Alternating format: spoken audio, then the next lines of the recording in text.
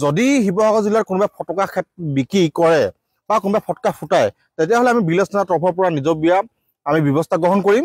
তেতিয়া যদি পৰিৱেশ যদি এটা বেলেগ পৰিৱেশ গতি কৰে তেতিয়া প্ৰশাসনে কিন্তু আমাক জগৰীয়া কৰিব নোৱাৰিব।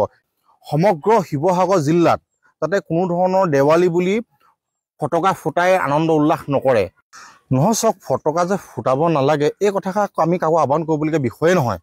এইটো অসমৰ জনগণে নিজৰ স্বইচ্ছাই বা সকলোৱে জানিব লাগে এই মুহূৰ্তত ফটকা ফুটাই আনন্দ কৰা এটা পৰিৱেশ আছেনে নাই। কাৰণ সমগ্ৰ অসমে সমগ্ৰ ভাৰতে বিশ্বই সকলোৱে চাই আছে যে জুবিন গাৰ্গক ন্যায় দিয়াৰ ক্ষেত্ৰত সকলোৱে যুঁজি আছে। সকলোৱে এটাই দাবী কৰিছে যে জুবিন গাৰ্গক ন্যায় প্ৰদান কৰিব লাগে। জুবিন গাৰ্গক যোনে হত্যা কৰিলে, যোনে চক্ৰান্ত কৰিছিলে তেওঁলোকক কঠোৰতম কঠোৰ শাস্তি প্ৰদান কৰিব লাগে।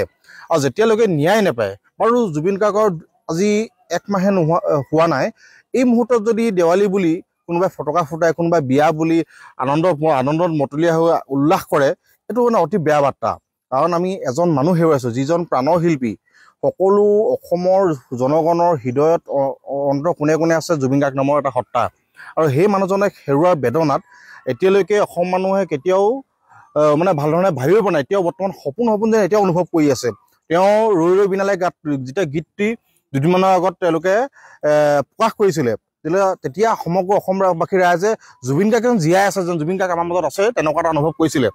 আমি বিলেজৰ তৰফৰ পৰা স্পষ্ট ভাষাৰে জনাইছোঁ সমগ্ৰ শিৱসাগৰ জিলাত যাতে কোনো ধৰণৰ দেৱালী বুলি ফটকা ফুটাই আনন্দ উল্লাস নকৰে, তাৰ কাৰণে সকলোকে আহ্বান জনাইছোঁ।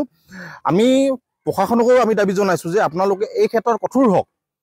জুবিন গাৰ্গ আজি ঢুকুৱা বেছিদিন হোৱা নাই। আপোনালোকে প্ৰশাসনে যদি এতিয়াই নাকি নলগায় ব্যৱসায়ীসকলক, তেওঁলোকে লাভালাভ বিভিন্ন সময়ত কৰি আছে। আজি 18 বছৰে তেওঁলোকে দেৱালী হওক, পূজা হওক, বিভিন্ন ধৰণৰ অনুষ্ঠান প্ৰতিষ্ঠানৰ ফটকা বিকি তেওঁলোকে লাখ লাখ টকা ইনকাম কৰিলে।